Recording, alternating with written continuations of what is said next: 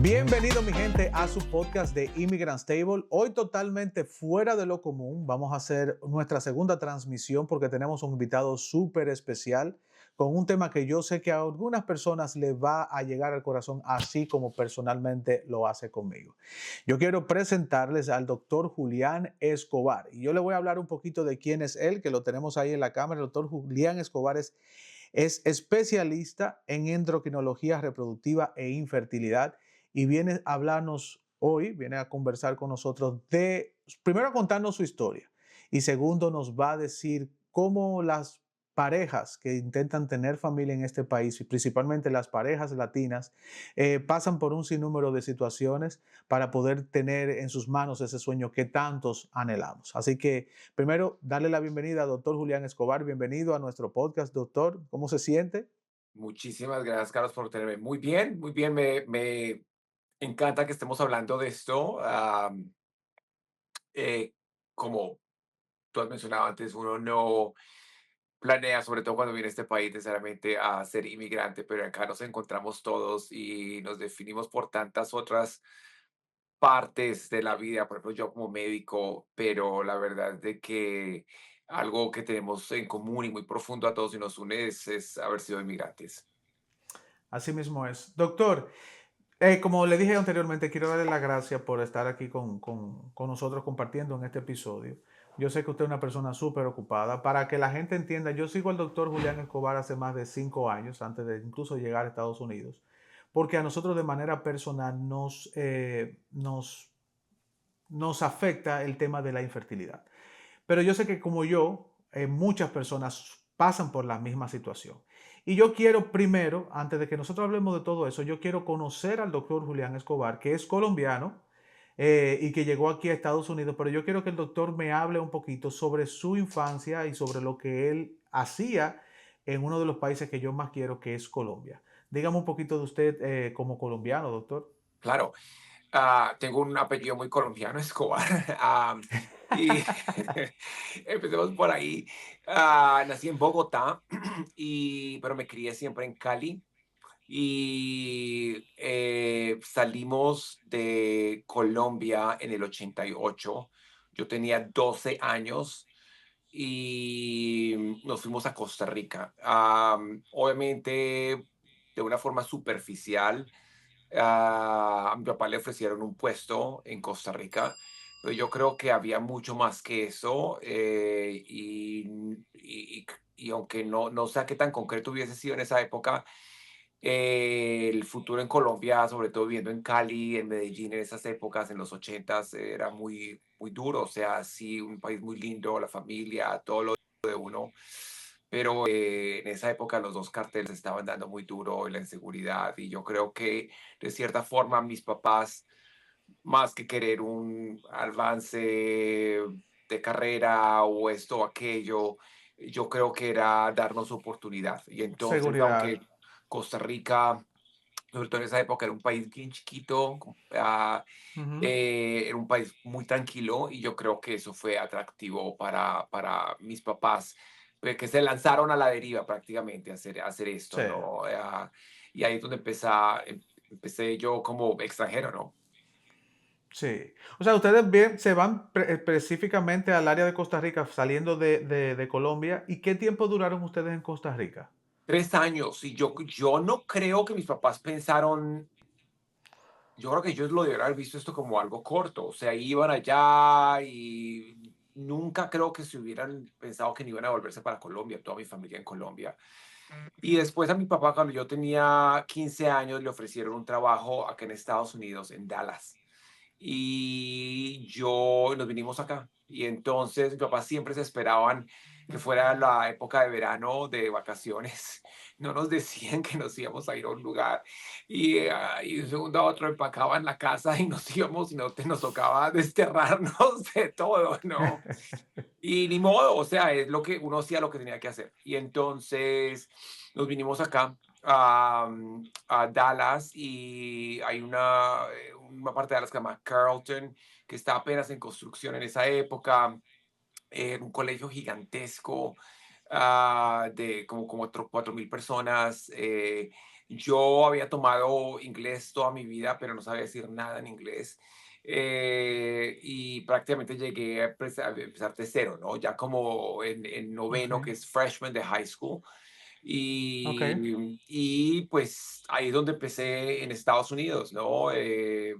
Como inmigrante. No creo que en esa época ser colombiano significase algo para la gente que trató conmigo, pero yo creo que pensaban que yo era como de otro estado de México, Colombia, pero otro estado de México, y así sí, como, porque hay tanto latino acá en Texas, que yo creo que eso es lo que se imaginaron. Entonces, fue un poco para mí, pues yo creo que los 15 años son difíciles para todo muchacho, por más de que le tengas todo estable, pero tú sin tener amistad, estar en un colegio de 4.000 personas, de gente del mundo entero, con cosas pesadas que pasaban allá.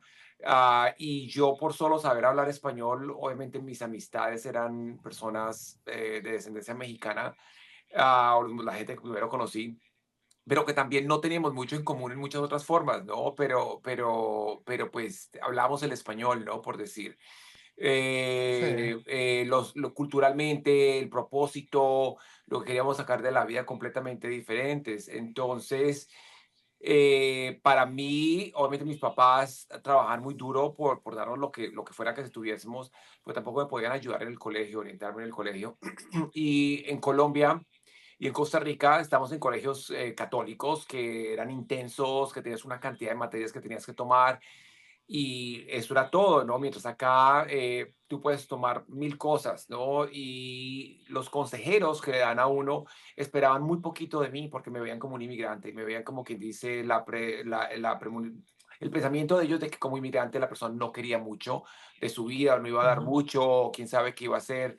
Entonces, francamente, me pusieron en cursos y cosas que estaban 2, 3 años bajo mi nivel, ¿no? De donde yo estaba, pero como ujú, yo no hablaba el inglés, ¿qué se podía hacer? Entonces, me di cuenta de, de muy temprana edad de que solo yo podía moverme a mí mismo. De 15 años yo caí en exacto, cuenta de eso. De 15 a 16 años no van a ser mis papás, no van a ser mis profesores, no va a ser el consejero, sino a mí me toca decir quién soy yo, qué quiero y cómo llego a yo. Y rebuscármela. Y entonces, para el segundo año de high school me puse al nivel del segundo año de high school, de décimo, exacto, con mis compañeros, ya pude manejar más o menos el inglés. Yo me acuerdo que me tomaba a mí 6 horas, perdón, 6 veces más que el resto poder leer algo, hacer una tarea, porque leía súper despacio mientras el resto se iban de recreo, del pep rally o hacían cosas después del colegio. Yo me sentaba solo a leer, leer, estudiar, estudiar,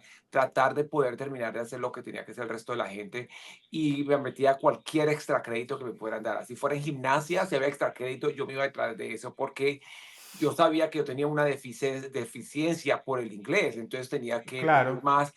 Y entonces, sin saberlo, eso me llevó a ser una persona que yo me empujaba a sí misma y quería más, hasta donde me pudieran dar y decir, bueno, ¿cómo soy inteligente en este país donde el sistema, tanto en Colombia como en Costa Rica, mis papás tenían que buscarme un colegio privado y mientras acá es un colegio público, pero ¿cómo saco lo más de esto? Y entonces ya me empecé a hacer un nivel más alto para ay, nos fuimos a vivir, después de 2 años nos fuimos a vivir a un suburbio de Chicago.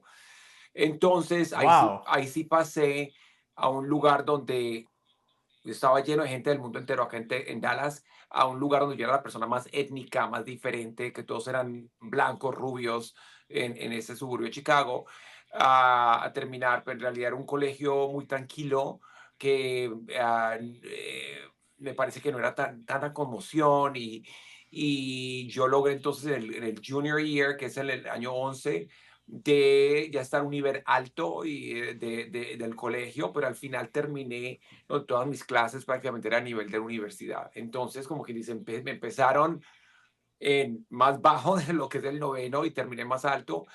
Y al final me puse en una posición, pues tuve una posición donde empecé a aplicar a la universidad. Fue un momento también medio difícil porque por varias cosas. Una, eh, yo logré entrar a universidades muy buenas como Harvard, Universidad de Chicago, prestigiosas, pero yo sabía que mi papá no tenía cómo pagarme una universidad de esas. Entonces, Exacto. cuando me aceptaban, decía que esto costaba no sé qué dineral, pero a mí nunca nadie me explicó, ya llevaba 4 años en Estados Unidos, que uno podía pedir Becas. préstamos o becas. Yo no sabía eso, francamente. Entonces, a mi papá yo sabía que se le estaba acabando su puesto. Y si él se la acaba, y estamos aplicando por la Green Card.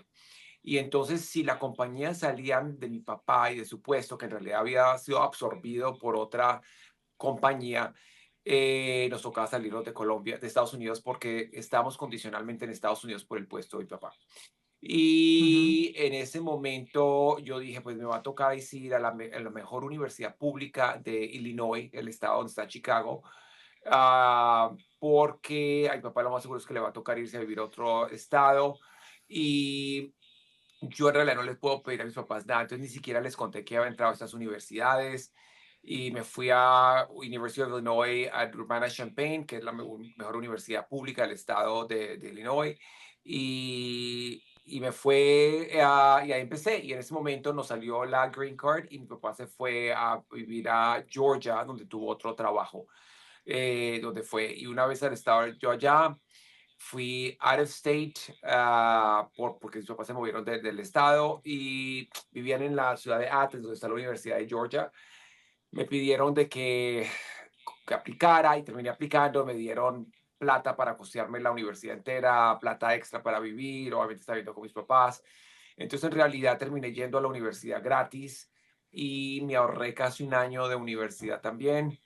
Eh, Terminé con una, o sea, no solo la premedicina, estudié genética y también investigación, y eso me abrió las puertas para pasantías en la Universidad de Harvard, y entonces empecé a trabajar en el desarrollo de una vacuna para el virus del SIDA, el VIH, y también después Oh, wow. trabajé, sí, también estuve allá en Washington, D.C., que yo digo son los mejores años de mi vida, trabajando en Bethesda, en los Institutos Nacionales de la Salud, trabajando en el departamento de patología. Y entonces eso me llevó a vivir allá a Washington por año y medio, que se me abrió el mundo, porque yo me había enfocado tanto en mis estudios y en todo, que no había tenido tiempo de tener como mis amistades o de ser como muchacho. Y acá sí, Normal. claro, lo normal, y acá sí lo tuve más gente del mundo entero, súper interesante. Y como esa edad de 21, 22 años, de que uno quiere más absorber, entender, ver, conocer, eso era antes de la internet, ¿no? Y Sí. entonces hice muy buenas amistades y me abrió muchísimo el mundo, y me fascinó. Y ya después de ahí fui a la escuela, la Facultad de Medicina en la Universidad de Pittsburgh, en Pensilvania, Ujú. y por 4 años, ya ahí yo sabía que no podía pedir el dinero prestado. Entonces me había ahorrado, ¿no?, el dinero que tenía yo antes, más esto. Y entonces con esa platica me compré un apartamento pequeño en Pittsburgh y pedí plata prestada, los $300,000 de la escuela de medicina, lo que hubiese sido eso. Am, y a los 4 años terminé y decidí estudiar ginecología y obstetricia.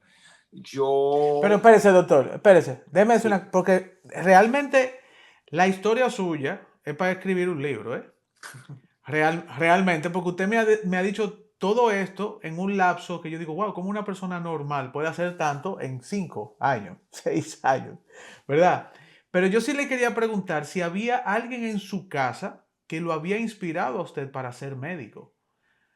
¿Verdad? Porque sale de la universidad con todos estos cambios de saber si voy a poder estudiar en la universidad, tengo la oportunidad tal vez de entrar a Harvard, de hacer todo esto, y obviamente todo esto lo está haciendo por su buen índice académico. O sea, Sí, yo te digo que dos cosas. Una, mi papá es veterinario, nunca ejerció como veterinario, sino que él trabajó más con las compañías farmacéuticas, pero este es el lado de la ciencia. Y de que yo era chiquito en Colombia, quería ser paleontólogo, arqueólogo o algo por el estilo. Todo en las ciencias, me fascinó toda la vida las ciencias. Y yo ya, a los 12 años, sabía que yo quería estudiar medicina. Y para mí el golpe, entonces, de que yo sabía que siempre, aunque no sabía qué tomaba ser médico, sabía que era una carrera muy difícil y difícil de entrar. Y yo creo que eso es lo que me ayudó a enfocarme cuando llegamos a Estados Unidos y estar en el high school. Y eso fue lo más difícil para mí en dejar. Para mí fue un año muy difícil cuando me tocó irme a la Universidad de Georgia, aunque estaba becado viviendo con mis papás, porque la forma en que yo lo vi es, entrar a la medicina es muy difícil y acá pude haber yo ido a Harvard y a todas esas instituciones de nivel mundial y pues estoy en la universidad estatal o acá en la Universidad de Georgia y quién sabe si por haber tomado esta decisión me va a poder limitar mi último deseo de ser médico. Entonces, al fin del cuento, no sucedió eso, pero el miedo mío fue eso, o sea, no, es yo saber de que yo siempre, constantemente en mi cabeza, lo cual puede ser irracional, es pensar de que yo siempre tenía que trabajar más duro del resto porque necesitaba, o sea, si yo era igual al resto, no iba a llegar donde tenía que llegar. Tenía que ser mejor porque uno se ve como el inmigrante, el que habla con un acento, el que no tiene una guía y me toca hacerlo 3 veces para que lo haga bien hecho una vez. Entonces yo sabía que tenía que ir más por eso, tirar más para la larga. Ujú. No, y no solamente eso, doctor, o sea, desde que usted llega se encuentra con primero con el cambio cultural, pero también el hecho de tener que demostrarse a sí mismo y querer tal vez demostrarle a los demás que usted puede hacer más de lo que tal vez dicen que nosotros podemos ser. Esa es la razón por la cual lo empuja a decir, no, espérate, yo voy a tener que dar 3 veces más que lo que un joven normal tiene que hacer. O sea, yo tengo que sacar de abajo por mi familia, por mí, por los sueños que tengo. Y a pesar de que tal vez no hizo lo que quería, o sea, que tal vez era entrar a Harvard, hacer ese tipo de cosas, pero entra a la Universidad de Georgia y cuántas cosas viene a lograr después de hacer esos movimientos. Es verdad que muchas veces a nosotros nos toca pagar un precio más alto, como coger un préstamo educativo para poder estudiar, pero hoy se están viendo los frutos de esos sacrificios que hizo papá, que hizo mamá, o sea, todos al mudarse de Colombia, por, no solamente por el tema económico, tal vez, más que por el tema económico, por la seguridad de su familia, irse a Costa Rica, un país que le abre las puertas, pero después venir aquí con este cambio cultural del inglés, de las escuelas, de saber que hay una diferencia en las escuelas, o sea, no es lo mismo. Pero hoy usted está viendo todo esto, después de haber estudiado medicina, decide no solamente quedarse ahí, sino también estudiar para convertirse en ginecólogo. Pero lo de usted o sea, evoluciona cada vez más, porque no solamente quiso estudiar medicina, ni solamente quiso ser ginecólogo. Usted está trabajando una de las áreas más, para mí, porque lo veo desde mi punto de vista, más sensibles, ¿verdad? Porque el médico está, Dios le ha dado la ciencia, ¿verdad? Para curar, vamos a decirlo así, para ayudar a curar, para resolver problemas con el cuerpo. Pero muchas veces la gente no ve que la fertilidad, el médico especialista en fertilidad, ayuda a curar vacíos, ayuda a curar el alma, la esperanza, porque se trata de algo súper delicado. Entonces usted decidió no solamente quedarse, o sea, como médico o ginecólogo, sino que dio un paso todavía mayor en este sentido. ¿Por qué el doctor Escobar decide trabajar en el área de la infertilidad? Mira, primero que todo, cuando yo estaba en el área, ya en la medicina me tocaba escoger qué carrera durante la medicina quería hacer y qué especialidad. Y a mí nunca se me hubiera pasado la obstetricia y la ginecología por la cabeza. O sea, yo sabía que yo quería ser un tipo de cirujano, usar mis manos, en vez de solo estar hablando todo el día con los pacientes y haciendo estudios. Y me gustaba como dice, la cirugía plástica, reconstructiva, urología y otorrinolaringología. Todo eso me gustaba y cuando pasé por la obstetricia y la ginecología, me llamó mucho la atención cómo, siendo algo de procedimientos quirúrgicos, es muy especial porque una paciente no quiere quedar embarazada y después sí quiere quedar embarazada y después no quiere tener un bebé y después sí quiere tener un bebé o le importa un comino sus trompas o después sí le importan las trompas. Entonces sacarle una trompa a una mujer es en los 20 años se va a sentir diferente que a los 45 años y entonces yo no quería nunca perder ese contacto con el paciente. O sea, para mí yo quería hacer el procedimiento quirúrgico que es lo que yo me imaginaba que me iba a gustar como médico, pero quería que hubiera una discusión antes del procedimiento, individualizarlo y tenerlo por entendido con la paciente. Yo en esa época no sabía de la fertilidad, o sea, como una subespecialización, por decir, pero cuando me metí a la ginecología sí sabía que me iba a hacer una subespecialización después, no sabía que si iba a ser oncología o uroginecología o de pronto infertilidad. Y el director de mi residencia era el mejor cirujano y era doctor en fertilidad. Y hice una pasantía en Colombia con el doctor Rueda en Bogotá y es un médico de fertilidad. Entonces, ahí me empezaba, tú sabes, uno empieza a ver las cosas que yo nunca había estado expuesto. Y obviamente me fascinó aún más porque es todo lo que te dije, pero exagerado, porque los niños van a salir vaginalmente o por cesárea por siempre. O sea, en realidad mucho de la ginecología obstetricia y la medicina no cambia, pero esta parte de la medicina es toda hecha por el hombre. Entonces, la ciencia avanza y tenemos tecnologías diferentes, completamente, radicalmente cambia las opciones que una persona tiene para convertirse en papá. Y como te digo, la sociedad entera está basada en tener familia. O sea, uno va al trabajo, se viste bien, se ve bien, habla bien porque quiere encontrar a alguien en un futuro y la razón es para tener una casa y el trabajo para qué, para tener una familia. O sea, puede que la gente no lo haga siempre, pero la sociedad está creada alrededor de crear familias. Y como decías tú, si tú personalmente no has podido tener familia y como pareja no has podido tener familia o la familia que tú te imaginabas, eso te va a afectar como persona y como pareja.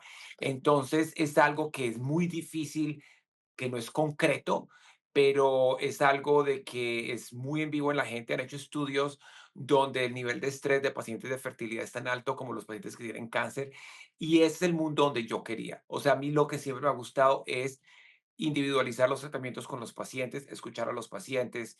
Ahora, algo que no te había dicho es de que hice una pasantía también en dos en Río de Janeiro.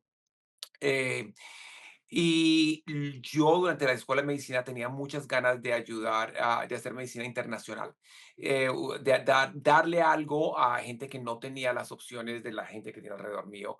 Y de pronto quería hacer un máster en eso. Y entonces, por ese lado. Segundo, abrí una clínica gratuita para pacientes hispanohablantes en Pittsburgh, y era la primera en la ciudad. Y de casualidad, 25 años después, todavía sigue esa clínica echando para adelante.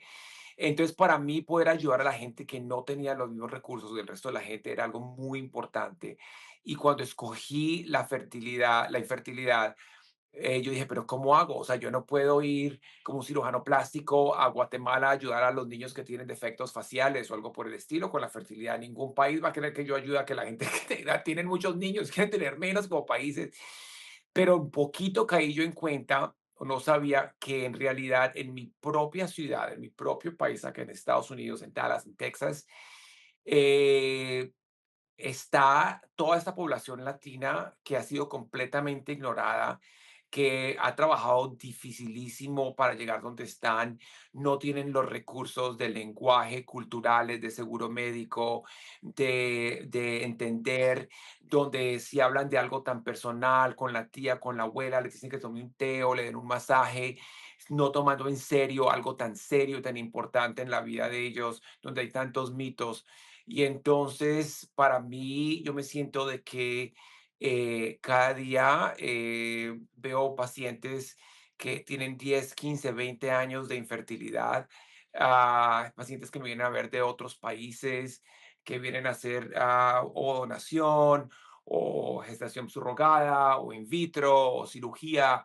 Y entonces al fin y al cabo terminé teniendo como el tipo de carrera que yo pienso Ujú. que siempre estaba destinado a tener. Así mismo. No, y lo que me llama mucho la atención, usted mismo lo dice, el hecho de darse cuenta que alguien que tan cerca tiene esa necesidad, porque hay que ser sincero, la comunidad latina tiene muchos tabúes con respecto a eso. Eso es algo que no se habla y más si la infertilidad es masculina. Si la infertilidad es masculina, entonces tú no eres hombre. Entonces te sientes mal, o sea, hay un sinnúmero de situaciones alrededor de eso.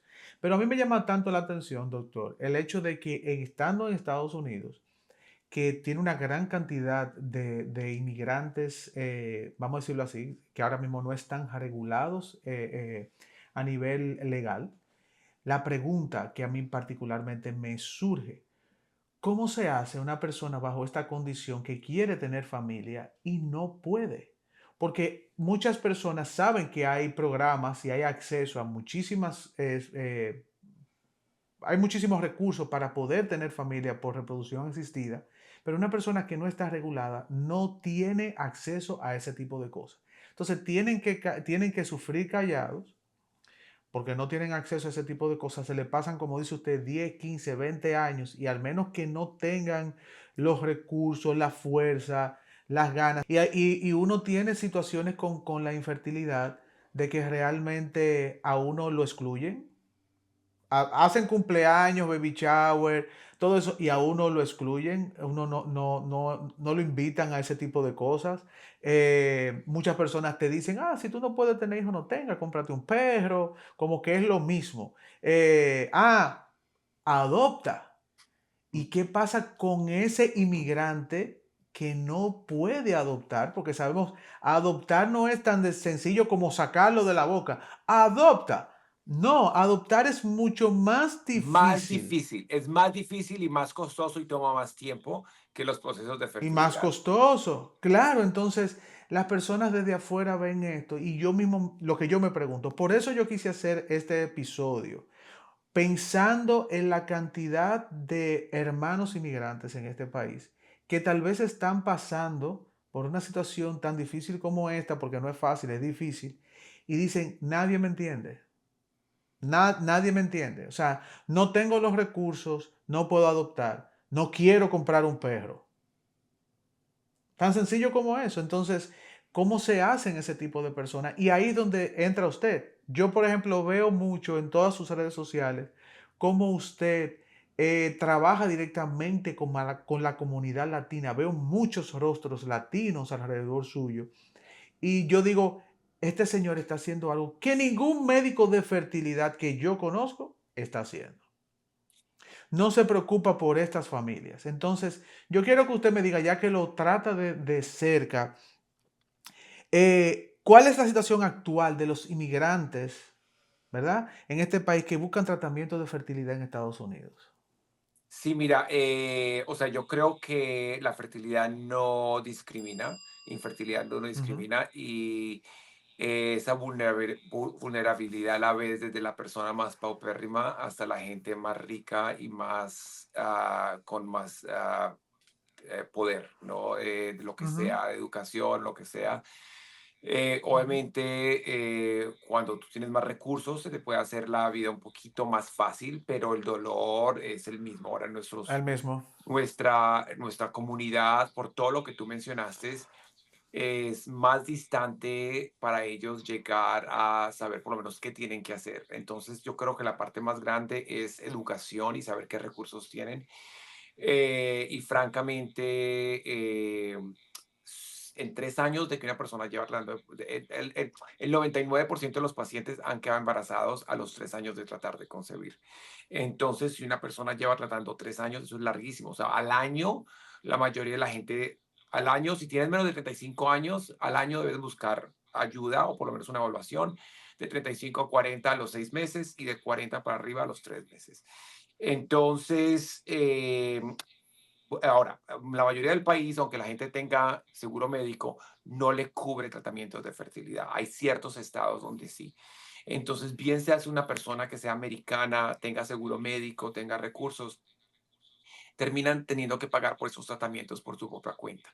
Está incrementando un Ujú. poquito la cobertura, pero francamente ha sido así. Entonces, eh, es en realidad lo que hace la diferencia. Entonces, ¿qué es? Es tener acceso a las opciones y esos tratamientos. Y por más de que es algo tan personal, que por más de que tú se lo expliques a una persona que medio entiende el inglés o piensa es, de pronto la señora habla inglés perfecto y el esposo no.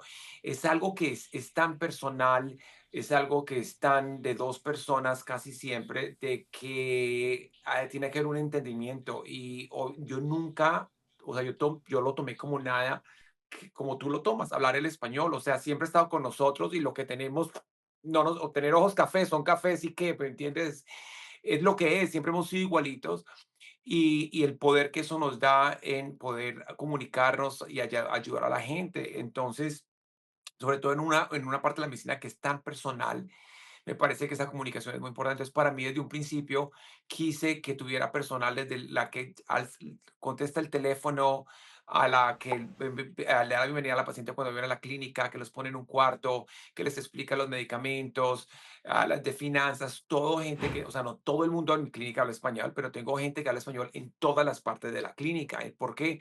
Porque yo sabía que eso es lo que mi comunidad necesitaba. Y como tú decías antes, muchos doctores, sobre todo de fertilidad o cirujanos plásticos o gente que tira para esos lados, quiere crearse un prototipo que lo que le quieren mostrar al resto del mundo es de que, mira, yo solo trato gente de cierto nivel o que se vea blanco, rubio, lo que sea, o que tenga buen seguro médico o que sea ese tipo de familia.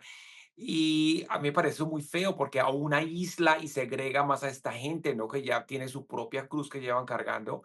Entonces, para mí era muy importante mostrar en las redes sociales hasta donde yo podía, pues en mi clínica, en todos lados tengo fotos de niños de todos tipos de razas, pero en las redes sociales mostrar cuál es la realidad de la vida, cuáles son los pacientes en realidad que vienen acá, que sin decir nada lo dice todo. Alguien como mí, si ellos pueden, yo también puedo. Entonces, eso para mí fue parte, lo cual, eso sí te digo que yo nunca había visto otra persona que lo hiciese y la verdad es de que me da aún más orgullo, o sea, para mí yo sé muy bien de que cuando una paciente viene, esto es lo que ella tiene ahorrado, esto es lo que tiene que hacer y tenemos que hacerlo una vez y tenemos que hacerlo bien hecho, o sea, esto yo no puedo estar jugando con la gente, con las emociones, con el dinero y eso lo tengo muy consciente. Entonces, desde un principio la clínica fue creada con esa mentalidad de individualizar los tratamientos a las personas y saber que todos tenemos necesidades diferentes, ¿no? O sea, yo no puedo juzgar a alguien porque ha tenido 7 niños y quiere tener un octavo, o una porque tuvo niños con su primer esposo cuando tenía 22 años, ahorita tiene 42 y está con otro esposo y quiere tener familia, porque alguien se ligó a las trompas y ahorita tiene otra pareja. Son mil cosas diferentes porque está soltera, porque tiene una relación con una persona del mismo sexo. O sea, en realidad es algo muy nato para la gente ese deseo de tener familia. Y mi rol es escucharlos, ver qué es lo que quieren hacer y aconsejarlos y de ahí echar para adelante. Pero entonces sí te digo de que aunque es una necesidad tan grande como persona, culturalmente, uno tener su familia, de que por más de que las pacientes puedan tener trabajos sencillos, la gente ahorra el dinero para las cosas que son importantes para ellos. Y tú puedes gastarte el dinero en comprarte un carro o puedes comprarlo para tener tu familia y es una decisión individual.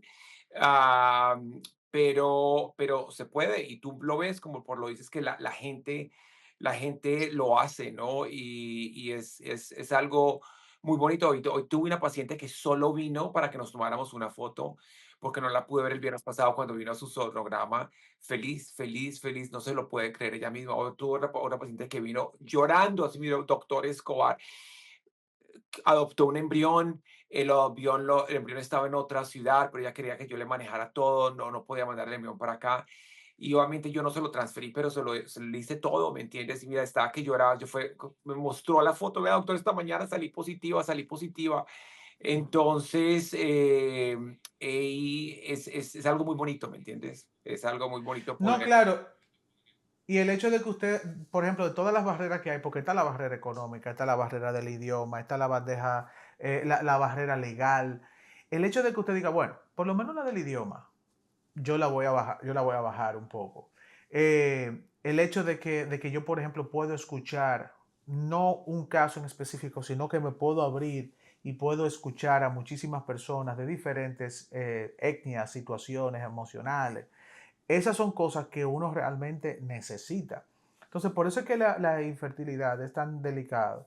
Veo su Instagram lleno de historias lindísimas de personas que han logrado su objetivo después de años tratándolo. Eh, y es lo bonito de eso. O sea, el hecho, por eso sí se lo recalqué y qué bueno que usted también lo vea así. Usted es el único que está haciendo eso con la comunidad.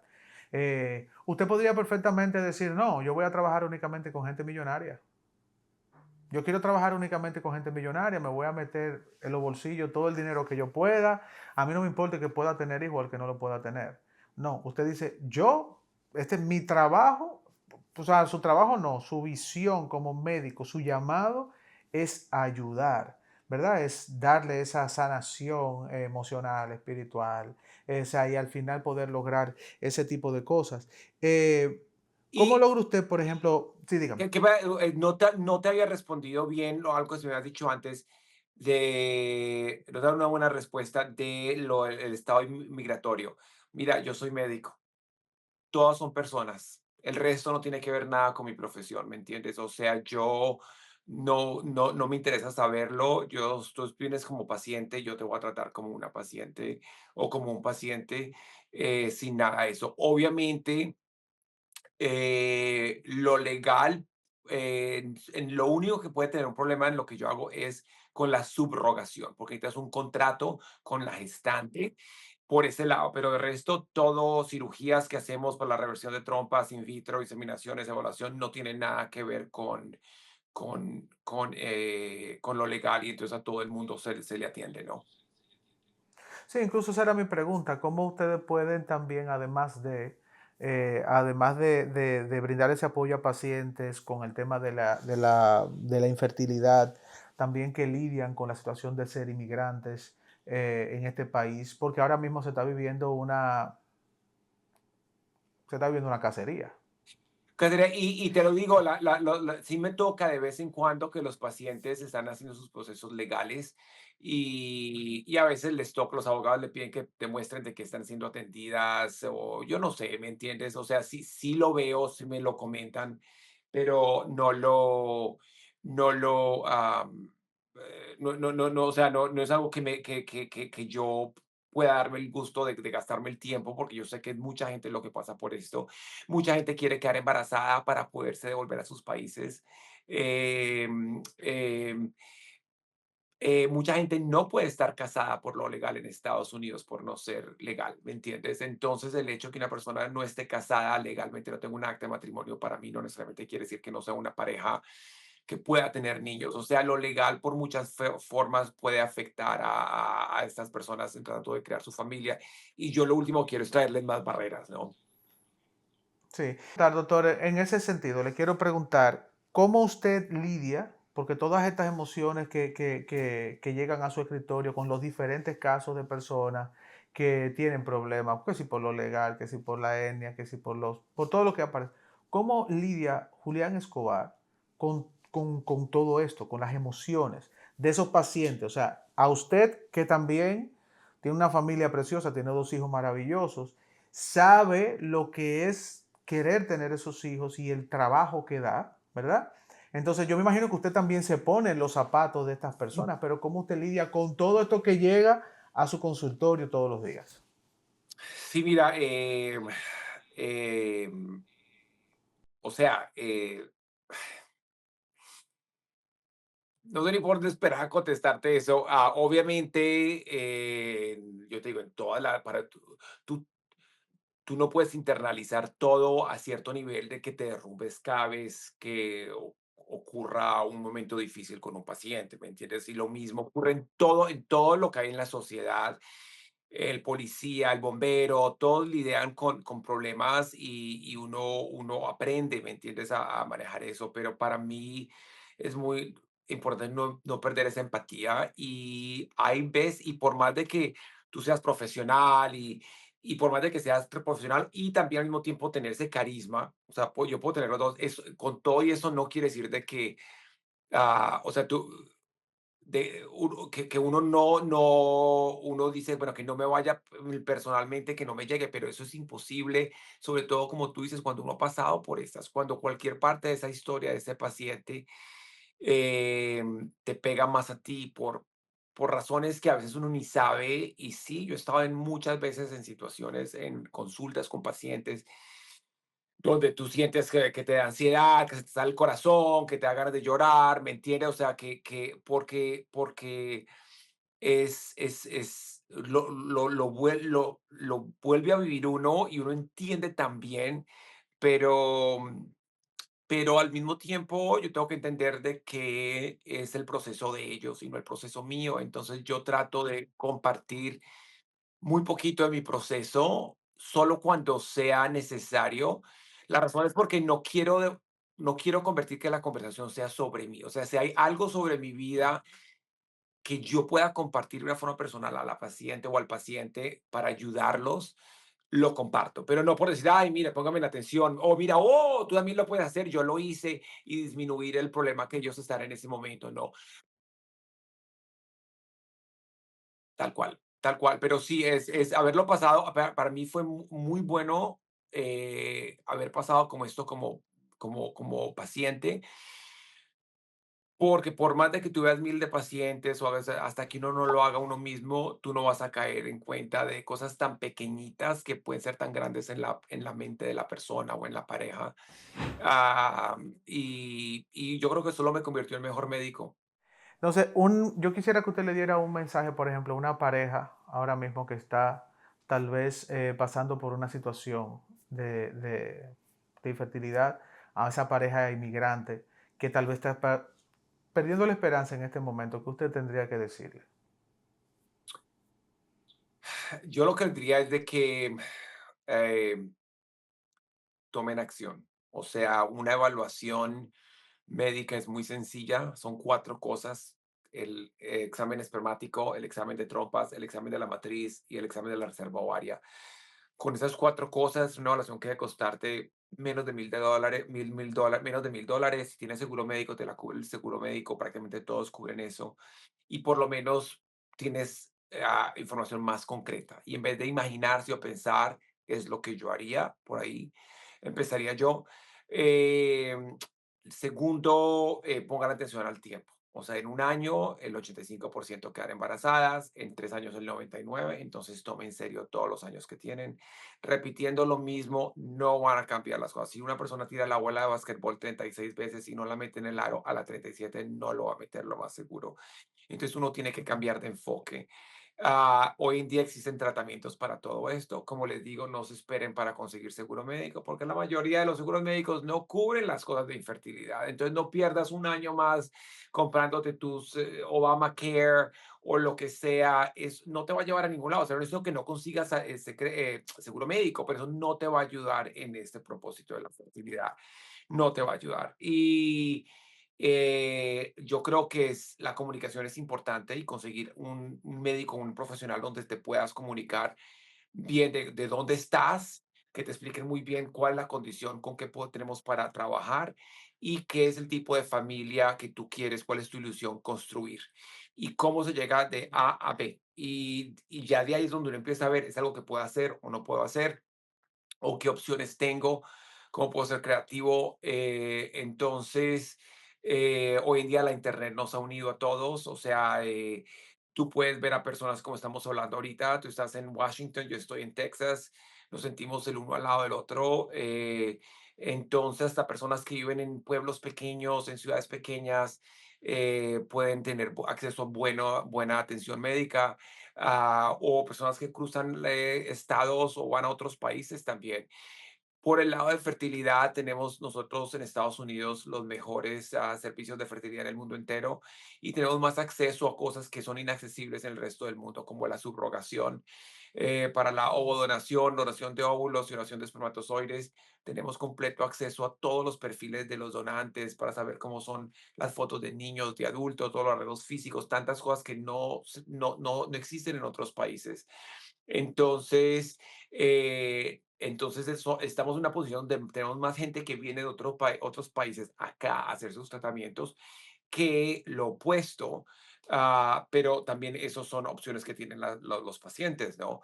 Pero la evaluación va a ser mucho más fácil que se la hagan acá y después que tomen decisiones de qué opciones tienen. Y otra cosa que yo quisiera agregar, doctor, que yo sé que usted va a estar de acuerdo conmigo, es romper esos tabúes que muchas veces tenemos, esa cultura que nos dice a nosotros que nosotros de la única manera que podemos ser padres es con A y B. Particularmente yo, que tengo, que en mi casa tenemos, mi esposa y yo tenemos un tema de fertilidad, le puedo decir que padre no es el que engendra. Yo tengo un papá y mi papá nunca ha querido saber de mí, a pesar de que he tenido la vida entera buscando la manera de acercarme a él, solamente que he tenido rechazos, rechazos, rechazos de él, de su familia. Y eso no lo hace mi papá. Entonces hay miles de maneras de ser padres, hay miles de formas que nosotros podemos dar ese amor que tal vez queremos darle a un niño. Entonces también está el hecho de que cuántas personas evitan tener algún tipo de relación con una persona. Si yo tengo hijos y Juan y María no tienen hijos, entonces yo no los quiero cerca porque me van a tener envidia. Entonces, ¿cuántas cosas hay alrededor de eso? Entonces, ser padres es un privilegio que todos,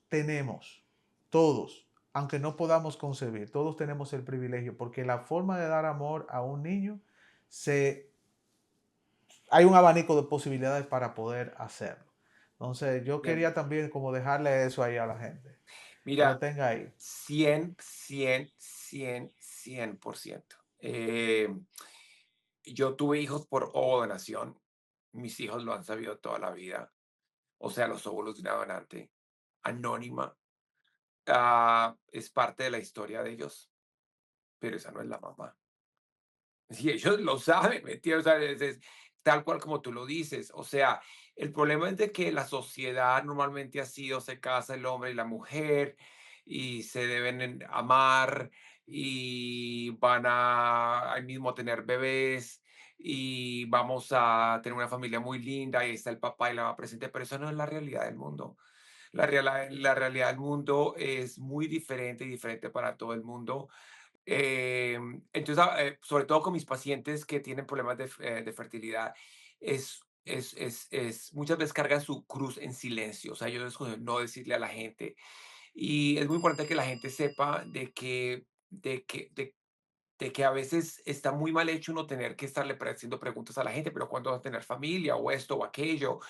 Y también me gusta empoderar a mis pacientes a que digan, mira, no voy a ir a Navidad, no voy a ir a Thanksgiving, no voy a ir a tu baby shower, no voy a ir a la esta.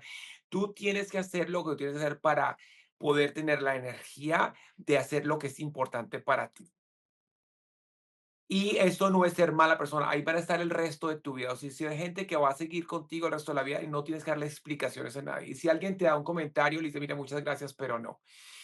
Y mira, o sea, tú tienes que aprender a poner tus límites porque tú no te puedes dejar derrumbar, tienes que seguir en el mundo y tampoco te puedes, o sea, yo digo, de vez en cuando que la persona está pasando mal y se quiera aislar un poquito, pero tú no te quieres aislar al punto donde no vas a tener amistades ni en Facebook, ni en ver televisión porque va a salir un bebé, ni esto, o sea, eso tampoco va a estar bien hecho, pero la gente tiene que protegerse y tiene que sentir que tiene que poner límites, tú no le tienes que dar explicaciones absolutamente a nadie y es algo, son temas delicados, difíciles, que le fascina a la gente opinar, que todo lo que tenga que ver con sexo, a todo el mundo le gusta meter la cucharada y nada que ver, ¿me entiendes? Algo muy personal. Esto debe haber ocurrido entre el señor y la señora en la privacidad de su casa y los pobres no pudieron que eso funcionara y tienen que sacar la energía a ir a buscar ayuda a un extraño completamente y comentar las cosas más privadas de su vida.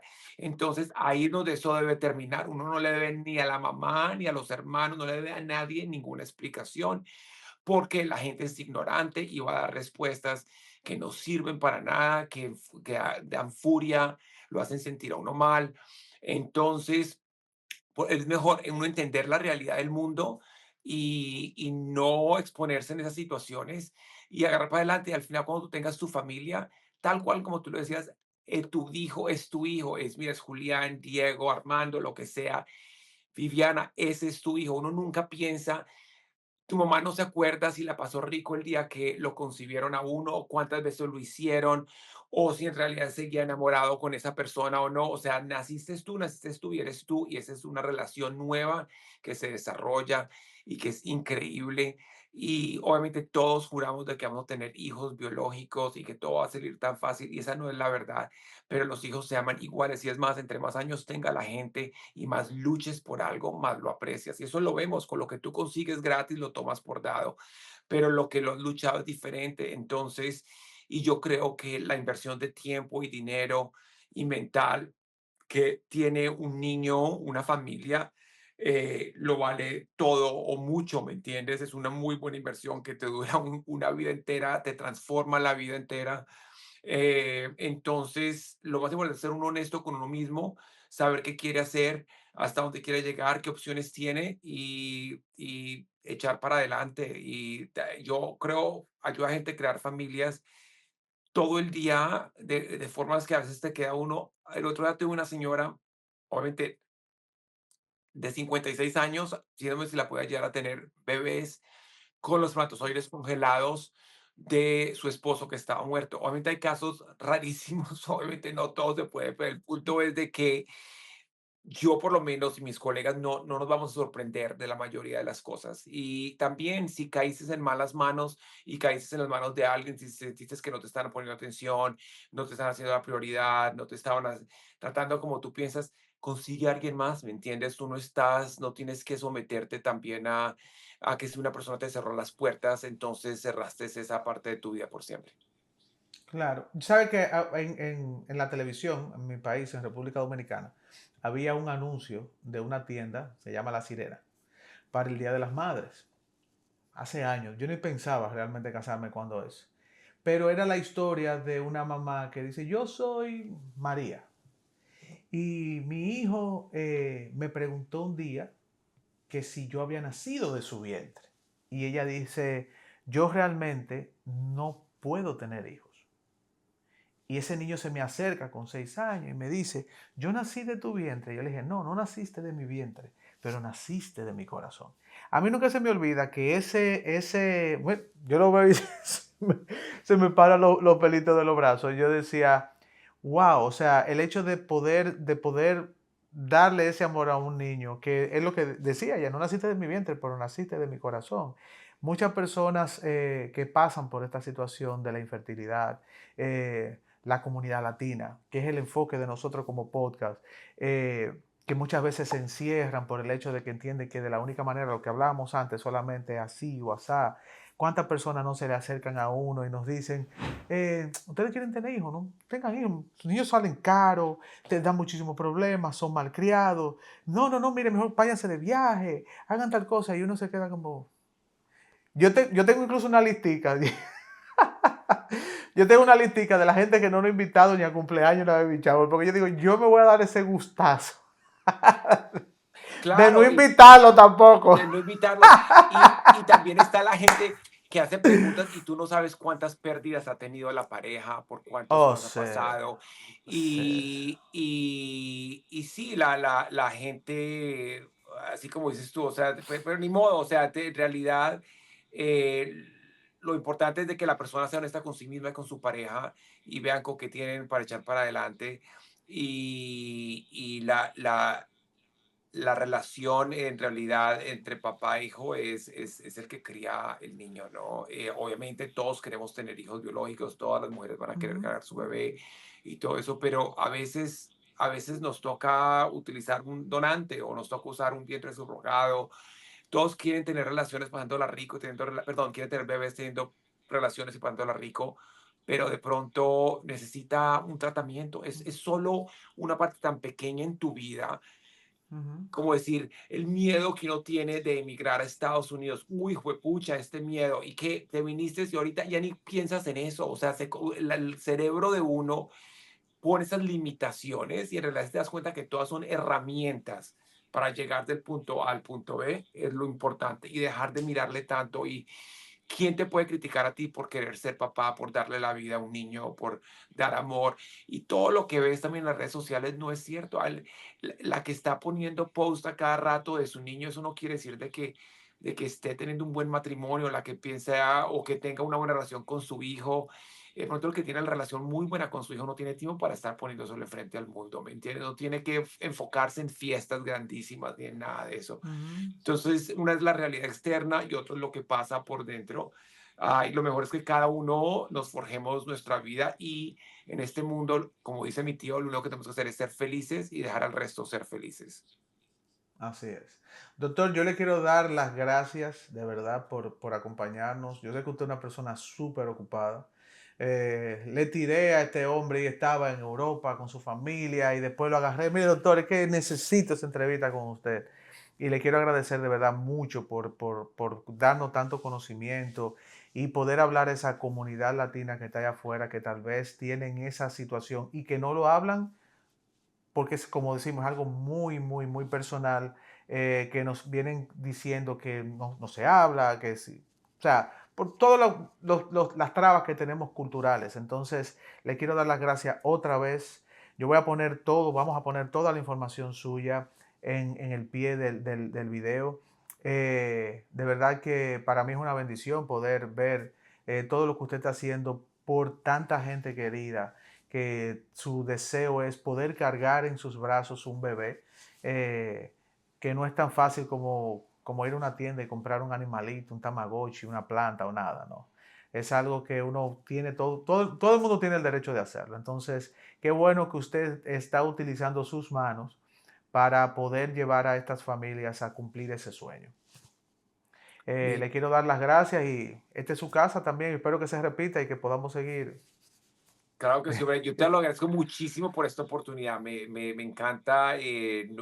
Nunca había pensado tener la oportunidad de contar la historia y mi historia, y todos tenemos esas historias muy Ujú. parecidas, muy diferentes, pero muy parecidas, así una trayectoria.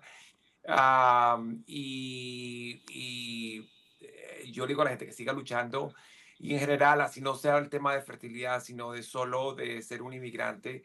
Este es un país que ofrece am, ofrece mucho, pero, y sé que es una época difícil, pero nos toca, nadie nos lo va a poner en una bandeja, le toca a cada persona luchar por lo que quiere. Ahí mismo piense a tener un bebé, piense a avanzarse en este país. Ujú. Y sí se puede, ¿no? Pero nos toca poner nuestra parte. Así es. Yo siempre le dejo a la gente un mensaje cuando nos vamos a ir y quiero utilizar este mensaje que voy a dejar junto con su historia. Y es decirle a la comunidad latina que nosotros tenemos la oportunidad siempre de impactar la vida de una persona. Nosotros decidimos si no queremos hacerlo o si queremos realmente cambiar la vida de una gente. El doctor Escobar podía perfectamente estar disfrutando de su carrera, de las mieles de lo que ha podido lograr para él solo, pero él ha querido realmente impactar a una comunidad y ha querido cambiar la vida de otros. Doctor, mil gracias, de verdad. Desde aquí, del área de Washington, D.C., le mandamos un abrazo grande a usted, a su familia, y esperamos que esta sea la primera de muchas interacciones. Gracias, Carlos. Eso ha sido increíble. Mil gracias, sí. Un abrazo.